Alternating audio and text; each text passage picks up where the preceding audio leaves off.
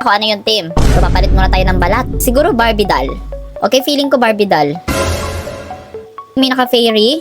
Siguro yung mga character.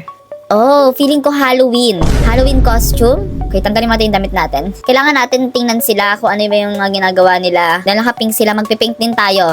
Okay, feeling ko costume. Costume ba? Tama ba? Wait lang, naguguluhan ako.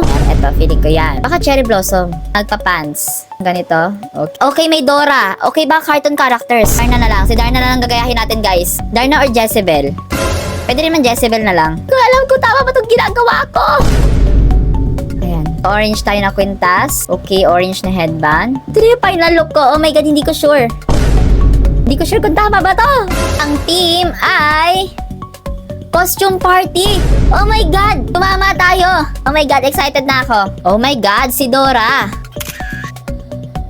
Oh my God! Here I am!